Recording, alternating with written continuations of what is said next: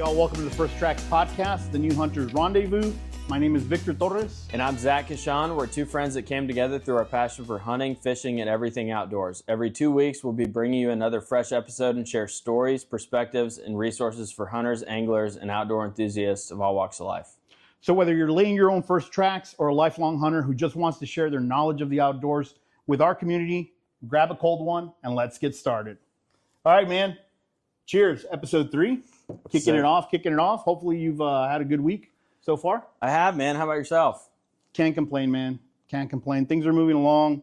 Been doing a little bit of post-deer season cleanup. Today I went back out to one of the properties where I have access to and had to pull some stuff out of there. Had a chance to connect with the landowner and just kind of, pay the proverbial taxes, right? I dropped off some of our jalapeno cheddar sausage just to kind of keep them on ice. I'm excited to hear how he likes it. Well, I had already given some from the first batch, okay, and he loved it. So I figured this batch that we made, the new one that we made, he was probably going to dig a little bit more. But, man, it's about relationships, right? So, you know the story, but for our viewers, this was several years in the making, right? So one of the first questions that I seem to get a lot is, where can I go hunt, right? So you go down the list of like, well, have you tried wildlife management properties? Have you looked for a hunting club? Do you know anybody? But everybody always seems to want like the easy button, like just get me out there, right? And then when you tell them like, oh, I belong to a club, I go to WMA, I have this property here, this property there, there's almost, I'm not going to say jealousy, but there's almost this sense of like, oh, well, you got all these places where you can go. Why don't you just take me, right? Right. What people fail to realize is like these connections, dude, are years in the making, right? And a lot of like knocking on people's doors and asking for permission and getting, people to tell you, go fly a kite. So I was fortunate enough, this guy that I connected with right down the road. I mean, you know where this is at. What is it? 7 minutes from... Oh, it's prime location for you. It's a great spot. And I had followed this guy for like 2 years. We had a mutual connection and I could never find him. 1 year we were able to connect with him. He gave me his number, but the dude ghosted me for like, literally this deer season started, or 2023 deer season started, and I hadn't heard back. He had told me that I had access, but you always want to kind of confirm. Yeah, like I don't want to just go in there. Fine. Yeah, especially after like 8 months of him like not responding back, right? I just didn't want to show up opener and like, hey, I'm here to hunt. So it was already September and I just happened to see his truck in the driveway and I'm like, I'm stopping just to, are we good? Hey. Or yeah. So he looked at me like I'm crazy. Like he's like, yeah, man, I gave you permission like a year ago, and I'm like. Okay, we'll leave it at that. We'll go. Nah, but he was nice enough, man. You've seen it. You've seen the place. It's a small parcel of land, but it's a honey hole. There's a lot of deer out there, man. There's a lot of deer out there. It's in the suburbs, which is kind of new to me, hunting in the suburbs, but great place. But yeah, you got to pay your taxes, right? I mean, it's a relationship, and it's not like this, like he expects anything, but it's nice to be able to continue to touch base. Drop off some sausage, drop off some venison, something, right? And it goes a long way. Oh, dude. It really does. And a lot of these people aren't expecting really anything in return. No. So when you do get something from somebody who you're allowing to go hunt your property or do something, I mean, it's like very fulfilling. It is. And, always the way I kind of think about it, man, is like, beyond just giving them like some of the stuff that we make, I even offered, I'm like, dude, if you ever need help around the property, let me know, right? You're letting me reap the rewards of your land. The least I can do is offer to help the guy, right? With whatever chores, anything. So that's a tip, right? Is when you're knocking on people's doors, when you finally get a yes, make sure you're providing some value to that person, whether it's offering them some cooked good, baked goods, whatever it is. Those little things, man, they go a long way, and it helps you secure another spot for the following season. So yeah, just kind of saying, dropping off that cup of sugar, like, hey man, here's the cup of sugar you lent me, right? So now I'm returning it. And it was just another kind of touch point to say, hey, are we good to, and he said, yeah, as long as I'm here, you got access. So, and it kind of gives them full visibility into kind of what you're doing, what you're making with it, and how you're enjoying the resource that he's letting you harvest. you know, it's funny. And I know we got a bunch of other topics we got to cover, but I'll leave you with this on this one. So when I first started talking to this guy, he used to say, you know, years back, he had somebody else hunt the property. And he's like, dude, he's like, they would come hunt and then they would just leave me a cooler of like the whole deer. I was like, I had no idea. What am I supposed to do with all this meat? He would take it home and his wife was like, why the hell are you bringing all this? Yeah. So I think he really enjoys the fact that I'm bringing him recipe-ready packaged venison is what I think gets him really excited. I'm not just dumping a cooler and saying, hey, man, here you go, right? Go figure it out. I'm giving you a chore now, right? So exactly, and it is a chore. It's not really somebody just bringing you something that's ready for the grill, ready for the oven, ready to be eaten. You're on the clock, right? The moment that thing is on the ground, you're on the clock. So just being mindful of a lot of these things. Again, when you finally secure that private access, be mindful, use some good judgment, and build a relationship with these people so that you have a place to come back and enjoy. So absolutely. But yeah, man, a lot of things going on, a lot of good things to cover. I know we want to hit some news, some updates, what's going on in conservation. But I think first of all, I'm really excited about some of the kind of the side projects we have going on as part of the First Tracks Outdoor brand in general. The podcast is one of those platforms, but give our audience a little taste, man, of what's going on in the background, what we're working on. Yeah, guys. So we're working on a lot of cool things. We've got a website in the works. Victor and I were kind of starting to build out a bunch of different episodes of podcasts, which will also be linked on our website, but mainly articles, t-shirts, links to our other social medias. We're planning on setting up a storefront on the website. That's right. And I think Victor, he might be able to tell you guys a little bit about where to find us on our website, our social medias. Yeah, across the platforms. And you know, Zach, I always like to bring it back to kind of where we started, right? Is I want to make sure that we're providing avenues to deliver value, right? Not just two bozos talking, right? Is we want to make sure we're bringing content to this community, right? Of new hunter, beginner hunters, and outdoorsmen and women that want a single place to find resources, to connect with us, to share stories, and to really build and tie into a community. So we're going to be able to bring some gear reviews, lessons learned, even recipes, man. I know we've been, messing around with recipes during the off season. So I figured why not share it with the rest of the community, right? Yeah. Creative ways to work with some of the wild game that we're harvesting. Across the platforms, we got pretty lucky. So at First Tracks Podcast on Instagram, on Facebook, and on YouTube, where you're going to find this and more videos. So share, like, subscribe across the platforms. And every 2 weeks, again, as Zach mentioned in the beginning, we're going to be dropping fresh episodes, and we're building content to make sure that we have continuity and that we can continue to bring fresh perspective, ideas, and content to you guys. So, outside of that, man, I know we kind of also want to talk about happenings, right, around the world of outdoors. And I don't know if you've heard this or not, but I found this really interesting article. I actually ran across this, I want to say mid-March is when I started following this phenomenon that was reported out of the Florida Keys area. And I'm bringing this up because I know, Florida, for both you and I, it's an important fishery, right? Meaning it's a very, very personal fishery for us. We recreate there separately, but that's where my wife and I really discovered the love of saltwater fishing. But this particular article, man, that I started following in mid-March, I saw an update today, and it was released by the Associated Press and reported through U.S. News and World Report, which is, when I first ran across this issue, they were reporting seeing certain species of fish. I think it started with like panfish. Some people were recording panfish out in the Florida Keys. They were just doing circles in the water, just like backflips. Really? Backflips.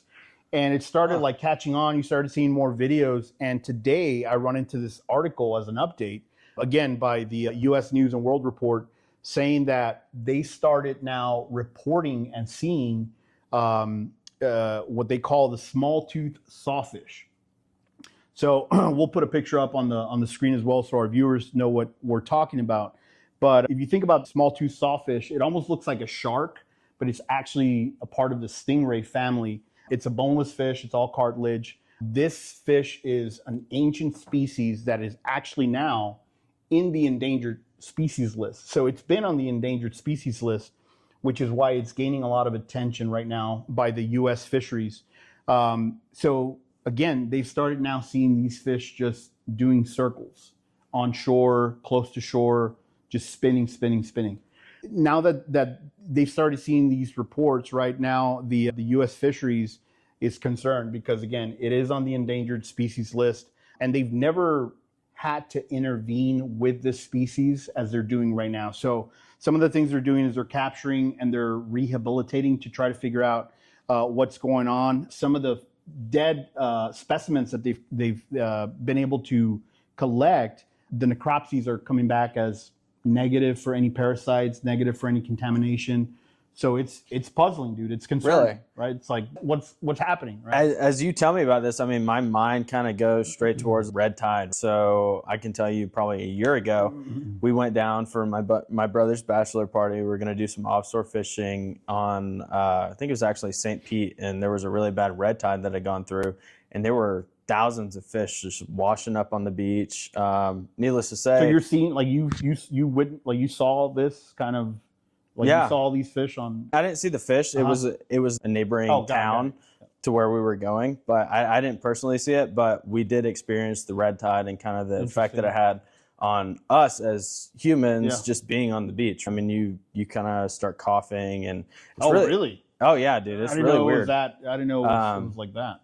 Yeah, so we ended up canceling our fishing trip, and I mean, kind of you talking about this, that's where my mind goes, is just like, is this red tide? But I guess you're saying that they haven't found any water quality issues or contaminants yet, and it's still kind of open for investigation. Yeah, well, and that's kind of the concerning part, right? Again, as people who recreate in Florida and the Gulf in general, right? So where they're starting to see this phenomenon is on the Gulf side of the Florida Panhandle, right? So specifically the Keys.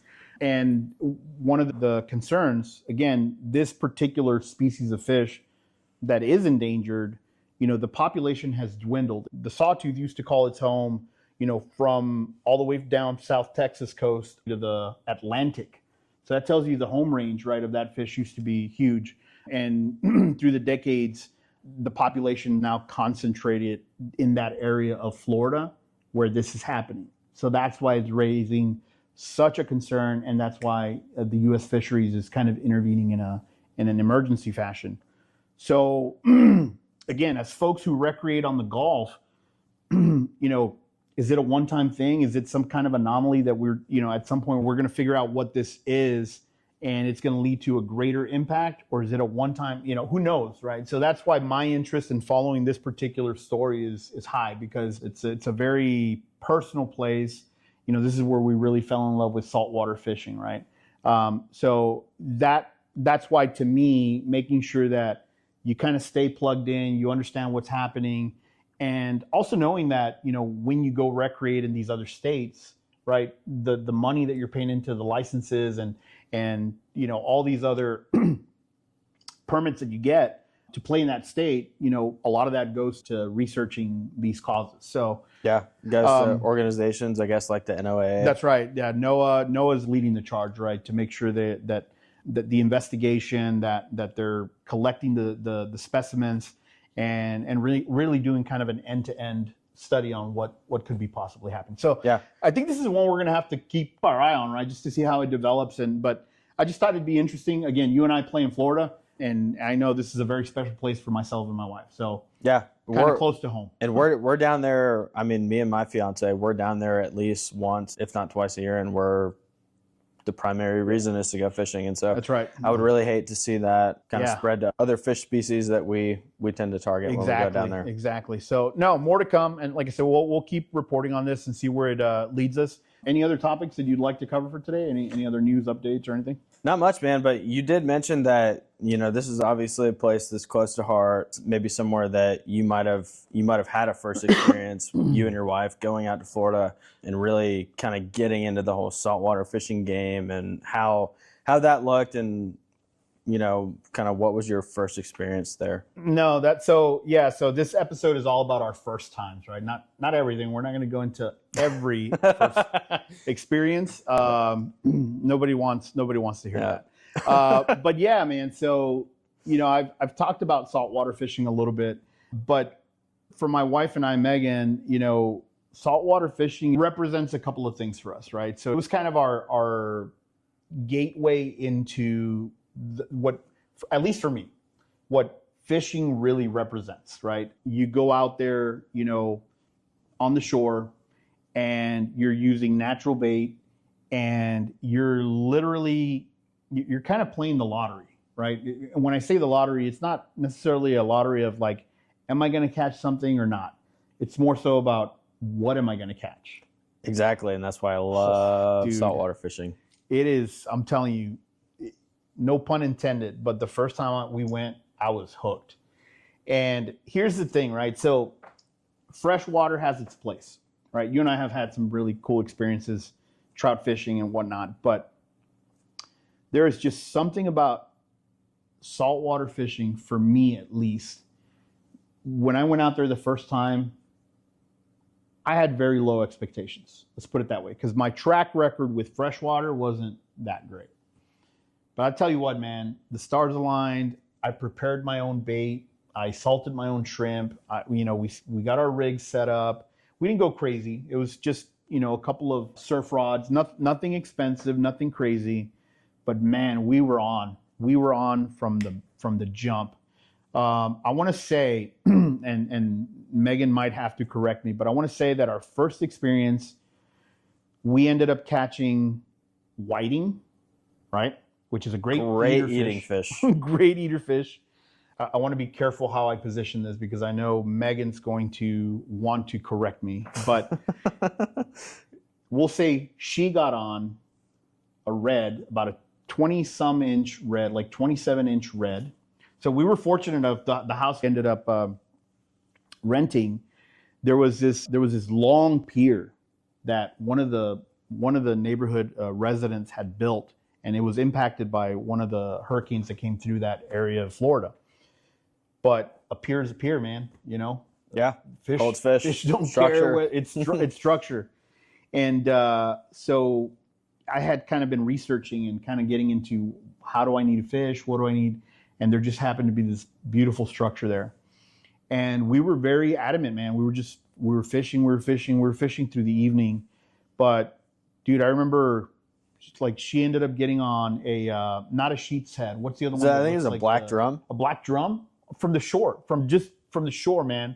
The red, that was my dinner that night. I ended up making some ceviche, fresh ceviche. Oh. It was crazy, dude. We were just like, we were catching them, dude. And it was just like, for that to have been our first time experience saltwater fishing, like, there was no going back.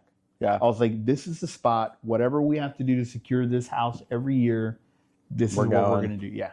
So it became such a wonderful experience. But yeah, I mean, how about you? Well, what's a good memorable, like, first time for you in the woods or fishing? So while we're on the topic of saltwater fishing, I've got a couple firsts. So the first time, or one of the first times that my dad had ever brought. Wait, a couple of firsts? Isn't that a first and the second then? Well, so this is like, I don't know. We're getting into kind of a little bit of a squirrely area. Okay. But the first time that my dad had ever brought us all out fishing offshore, we went on a party boat. It took us like 2 hours to get out. We couldn't have gone more than 10 miles out. I mean, this thing was going like, it was going super slow. But everybody on the whole entire boat got seasick, like, to the point where everybody was throwing up in the cabin of the boat. And I mean, it was just disgusting. But was it like a charter, like a private, yeah, I mean, it was a private charter, but it was a party boat, so there had to have been, like, I don't know, over 100 people on the boat. Like randos, so, like people you don't. Dude, even it was know. A bunch of random people. My brother got sick. My aunt got sick, along with the whole entire boat. And I was like, I can't be in here anymore. So I went up to the top, but we ended up catching a lot of fish. I mean, because obviously you didn't have to fight with all the people that were on the party boat. They were all a lot of benchers. Yeah, they were all stuck inside hugging the trash can. But where was this, Florida or what? That was in Florida. Okay. I think that was out of Destin. Okay. Gotcha. So, okay. So unfortunately, I'm sure that was a first for a lot of those people. But What were you guys getting might not on? have Like, been. what were you guys catching? We were catching red snapper, the majority red Okay. snapper. We actually caught this one fish that it was the ugliest fish that you've ever seen before. I asked the guy what it was called, and he goes, "It's called a mother-in-law. It's got a big mouth and an ugly face." And I was No comment. I don't know. I thought it was pretty funny. No, I'm not gonna. But yeah, no, I mean, that was my first experience offshores. And then, we kind of fast forward 6-7 years. Well, shoot, I mean, that's probably like 12 years. Before you go that far, so I got to ask, so the success of, catching all those snappers, was it related to like having chummed the water, like the drunk people chumming the water? 100%. 100%. 100%. Yikes. Yeah. Yeah. It was hard pass. It was pretty rough. Yeah. How old were you when you guys did the? I was young. Okay. I was pretty young. I was probably 10, 12. Yeah. My brother might have been 8. Yeah. So the it was a bad day for him. So the lesson there is really take your private charter or take your own boat if you can. Right? Yeah. Take your Dramamine. If you're going offshore, take the Dramamine. That's Megan's best friend, Dramamine. She needs it.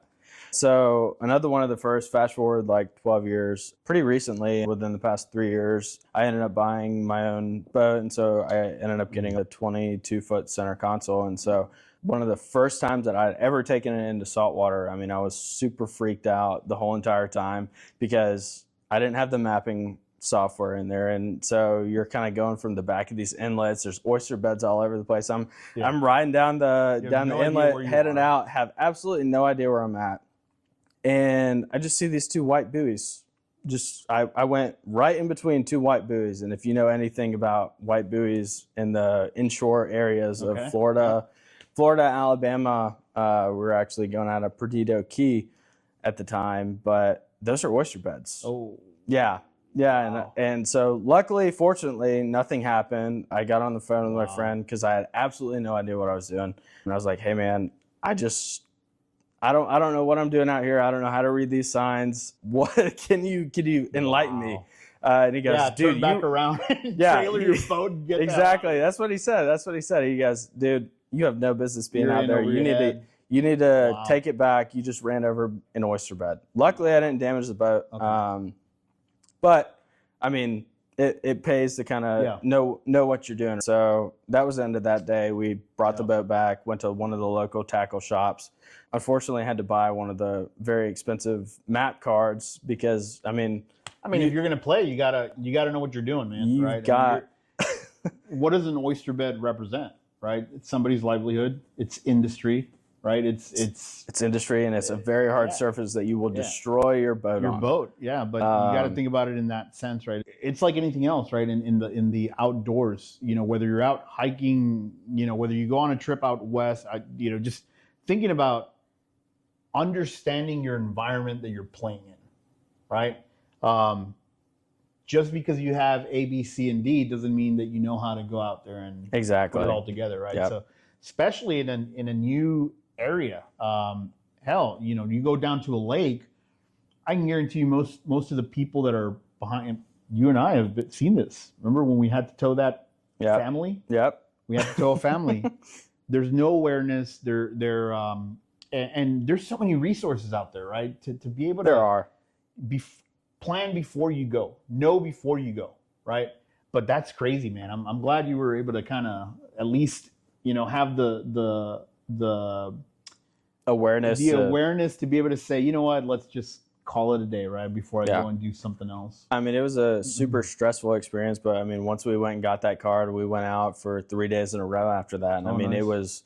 It was fish after fish after fish. I mean, we were catching red snapper. We caught a couple sharks. It was just a really fun experience, right? Yeah. And I brought my fiance, Taryn. So she went out there. She loved it. We had dolphins coming up all over the boat, and every time we'd release a fish, unfortunately, the dolphin would. Yeah, I mean, they're trained. They're going to get eaten anyway. So they're going to get eaten anyways. That's cool, man. Keep telling ourselves. That's cool. Yeah. You talk about boats, and the first time we took our little John boat out, down here in the lake, we sold the first boat we had was a little speedboat, and I say speedboat, and that's probably like over overstating it. It was a jet boat. Yeah, Yeah. a little jet boat. It's like a giant jet ski, right, for like 3-4 people. That was a rough first experience. That was an expensive first experience. Did it have something to do with a rope? Yeah, it did. And an impeller. Yeah. And I know that all too well. You know, getting it sucked in, but that turned me off of boats for a little bit. But you know, we got this John boat, and I remember, again, things that you're aware of, but you don't necessarily know until you find out, right? So one of the first, I want to say it was probably the first time, the freaking boat plug, right? With the jet boat, it was a screw on. I mean, it was just it came with the boat and you screw it on and that's it. The John boat, man, we got off the ramp, and I guess the plugs that came with it, the person who sold us the boat, you know, they really didn't look any different. I mean, it was a boat plug, right? I mean, that's it. They were too small, dude. Like, we're out there and then bloop, Water's and coming in. just water. Yeah, and I mean, that's a little stressful if it's more, you know. So we're scrambling. Hold on. We're scrambling, dude. And I'm like, Megan, and we're like trying to figure out, like, stay calm. Megan somehow reaches over. She freaking, the rods are, you know, the fishing rods are on the sides. You've seen it. It's got these little holders, right? Somehow she leans over to do something or grab something. She freaking hooks herself in the thigh. Oh, man. Dude, the motor's still on, and we're kind of like spinning, like just idling, but kind of doing circles. The water's coming in, and you know, we're not that far, but it doesn't matter how far you are. You see water coming in that fast, you're like, all right, we're done. Yeah, the boat's gone. This is it. So somehow, man, I don't know how we got it together, but we ended up getting a lure, like just the artificial lure of plastics. I was like grabbing that plastic lure. I grabbed it. I somehow shimmied it into the plug, and I made like it was enough. It was enough of a seal to get it to close. And you know, we're like, all right, let's call it. We ended up just calling it a day, man. We're like, all right, this is a sign, right? Get it together. Yep. Before you try this again. So it's something that does happen and can happen. It was an oversight, right? When you were at the store. It was buying the plug. Yeah. It's just, again, awareness, right? The difference between a mistake, you know, the mistakes in the outdoor world can really cost you. You know, it can really cost you a lot, whether it's equipment, whether it's, you know, time, hell, even life. Right. So that's where it really, the stakes are a little bit higher, man. As we film this particular episode, for us here in Georgia, turkey season on private land starts tomorrow. So, you know, when we talk about first times, you know, you've been successful. I haven't. But I've had experiences, my first experiences with turkey. They haven't been successful, but they've been experiences nonetheless. I think the first time, when I look back at the first time I saw turkeys in the wild, you know, I was out in a Texas hunt, whitetail Texas hunt. Was that when you were living in Texas? No. It was actually, man, I want to say it was at least 5-6 years ago. One of my brother's buddies, we really hit it off, and he has a club down there in central Texas. And he's like, dude, come down here. You got a carte blanche. Come hunt. We've got camp. We got everything you need. Just bring whatever you need to hunt with. Get yourself a license. Let's go. I go out there, and again, I'm still a noob, man, at this point. So here I am, like an idiot. You know, I go out there with a bow, and everybody's hunting rifle because it's Texas, right? And you're hunting out of a blind, right? So it's not like I was doing, you know, any type of stock hunting. So here I'm in this box, man, and in Georgia, I hadn't seen wild turkey throughout, you know, the times that I had been out hunting. And I don't even think I had necessarily started turkey hunting yet. So here I am, I think it was like day 2, and I hadn't seen any deer activity, and I'm sitting in this wooden blind, and you could see for, man, you could see horizon. I mean, it's flatland horizon, nothing but mesquites. And I'm sitting there, it's like mid-afternoon, and I start seeing like this, blanket of like black, like just like a moving, it almost looked like a moving black line. And I'm like, what the heck is that? And I had little two-way radios. I'm like, hey, Carlos, do you see that? He's like, oh, yeah. It's like, what is that? He's like, oh, that's turkey. I'm like, what do you mean that's turkey? He's like, that's turkey. Dude, by the time I had a chance to really like focus my eyes, I'm not exaggerating when I say it was at least 30, 40 birds just coming towards the box blind. I don't know, maybe, 10, 15 feet up in the air. And I just see this flock of birds, dude. And I'm like, and here I am with like a bow and arrow, not in season. And I'm like, really? Like, this is my experience? Like, this is my first time seeing turkey. One, I can't do anything about it, right? I mean, and these things are just moving. But it was wild, dude. Like, I had never seen them out in the wild. So to see this, just like, it's hard to describe. I'm telling you, it was like ants in the very far distance. And then you just start seeing them, and you finally your eyes are like, oh wow, that's turkey. And they hung around because they had like a food plot and a feeder, so they hung out for a bit. But just to be able to experience this, right, out in the wild in Texas for the first time, it was really, really astonishing. So that was my first time at least seeing turkey in the wild before I actually got to, interact with them from like in a hunting scenario. But again, to date, I have yet to kill a turkey, man. I'm still. This year's the year. I think so. I think so. I think this is the year. We're in a good spot. We've got eyes on the ground. So, I think we've done what we can to kind of figure out where they're at. And I think it's just a matter of making it happen and kind of being, at the right place, right time. And some of that early season preparation, I think, is going to go a long way. What other first experience kind of sticks out that you just, you kind of go back to, right, every time? Man, I would probably say it was the first buck that I had ever killed. I remember when you sent that picture to me, dude, I was like... Yeah, it was a deer that a lot of people hunt their whole entire lives. I didn't know whether to congratulate you or cuss you out, to be honest with you. Well, I think the first go-to would be cuss me out. Yeah, I was pretty jealous. I'm not gonna lie.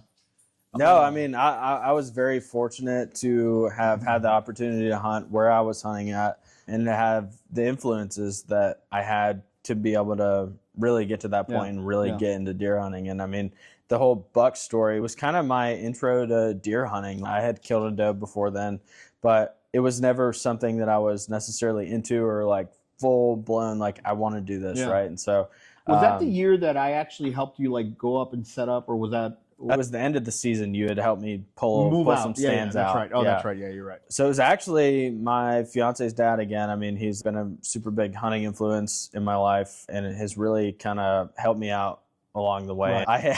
I had gone and bought a trail camera just talking to him because I'd hear all his hunting stories, and I was like, man, this sounds cool. Like, this is something I might actually want to do. And so I went out and bought a camera, set it up, and it was August.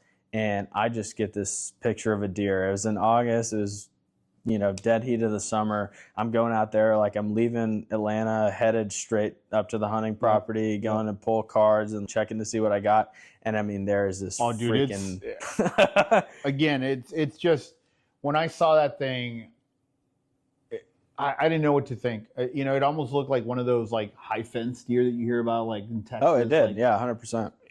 It was just incredible. And just the area where the thing came from, I was like, what? Yeah. Like, where is, I was just like, I couldn't believe it. I sent him that picture and he's like, dude, you are an idiot if you do not get out there and spend every waking moment of your life trying to kill that deer. And so he helped me out, like try to figure out where do we want to set up a stand, set it up. I was the day or the evening before Thanksgiving, actually. I'd gotten off work a little bit early. It was 2019. Yeah. Went out there, and I mean, I wasn't really expecting much. Sure. I hadn't seen that deer show up. Fast forward to after I killed it, that deer was showing up daily for like a week. Oh, wow. But I had no idea because I wasn't getting the feed of But yeah, man, I mean, it was day before Thanksgiving. Went out there. We were set up like right on the side of a ridge, and that it was a little spike actually. He came walking up the hill, Yeah. and this freaking monster, like the one that I had just been dying to kill the whole entire season, comes right up behind him, 24 yards, boom. Man, that's Yeah. what I'm saying. It's I mean, the fact that you were able to get it done with a bow, was it your first year hunting with a bow? It was my first year hunting with a bow. I had gone to Bass Pro and Okay. bought it wasn't anything fancy. It was a bear. It's a bear species. That's what right? I'm it's I'm 400 still running. bucks. Yeah, I'm still running a bear. But I think for me, what I always kind of think about when I see a buck like this, and actually you wrote an article that we're going to be publishing on the website. It should be up at this point when this episode releases. So go check out Zach's article, because there's more to this buck story than what you're actually, kind of giving here. But this is another very personal, very meaningful experience for you. And that's what he goes into the article. But one of the things that I'm curious about, because I think the biggest buck that I've seen in person to date was a 10-pointer. I was able, outside of just the camera pictures, right? I saw this guy through my rangefinder, but it was already dark. I wasn't going to take any shots.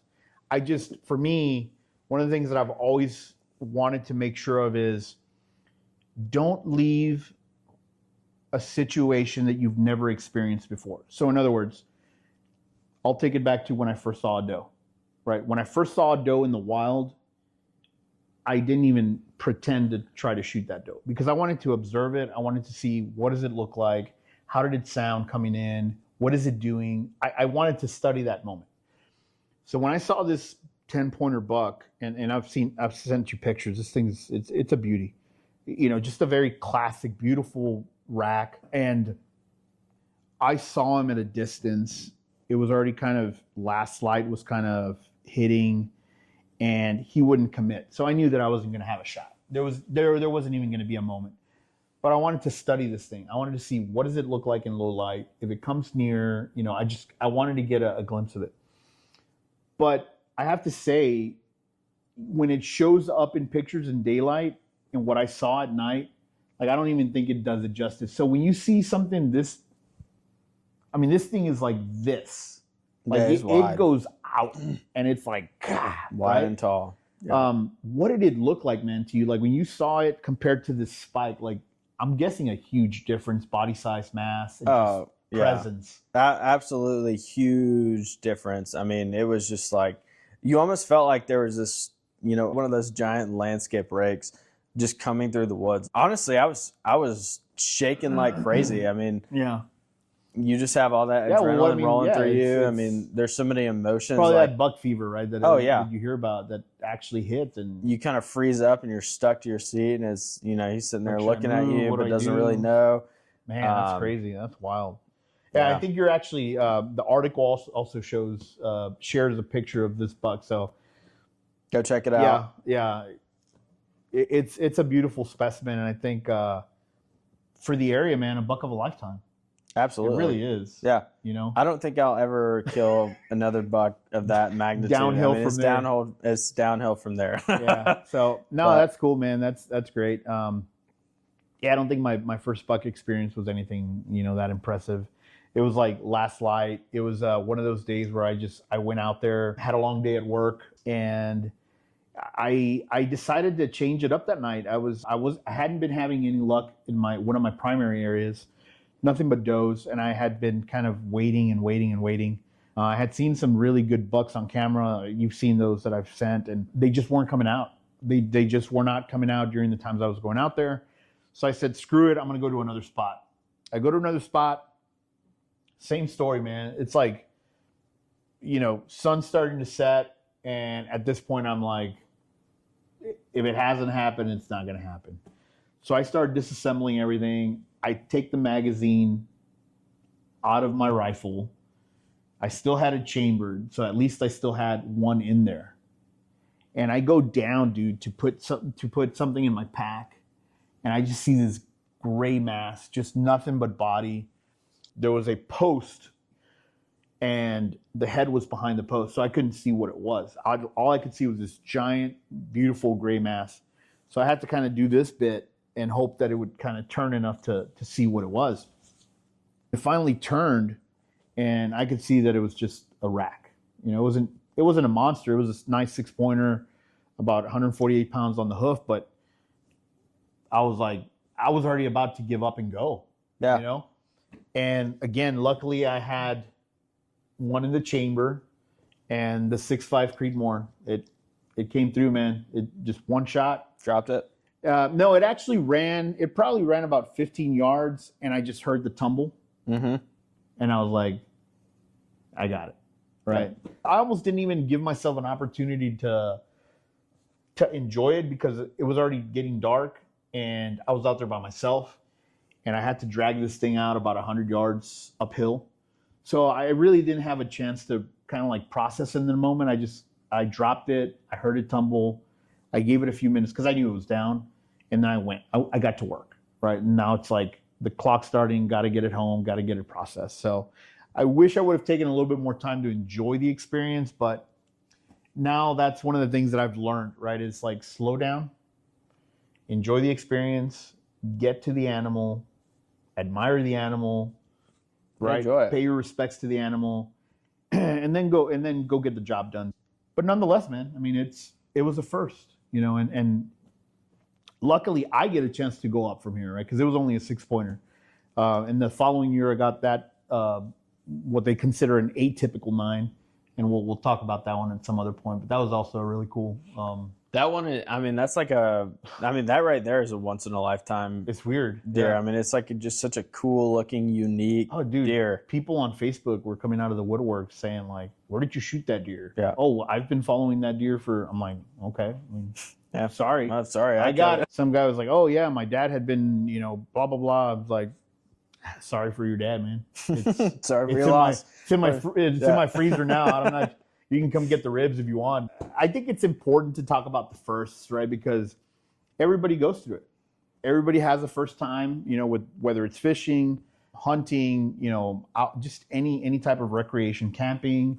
And I just want to share some of these stories. And it's not all glamorous, dude. It's not all glamorous. We all start somewhere, especially us that started later in life. You kind of stumble your way through, but you figure it out, right? So I think it's important to share that with the community. And more importantly, learn from a lot of these experiences, right? I hope at some point we can deep dive into some of these stories a little bit more to kind of really unpack the lessons, right? Because I think that's where the value is. But yeah, man, so I think that about covers, for me at least, the memorable moments as a sportsman and getting a chance to go through some of these first experiences. There's bucket list things that we want to all try, right? And maybe that's another thing we cover in a different episode. But anything else that you'd like to say or cover at this point? No, man, I think that's really it. I think we can go ahead and close it out. So I think the only thing I would like to remind our viewers and followers is go support the efforts. The website is firsttracksoutdoors.com, and our social media platforms are going to be at First Tracks Podcast, where you're going to be able to find more of this content. All right, guys, as always, go lay your own first tracks. This has been Victor. And I'm Zach. Thanks for tuning in. Appreciate it, guys. Thank you, guys.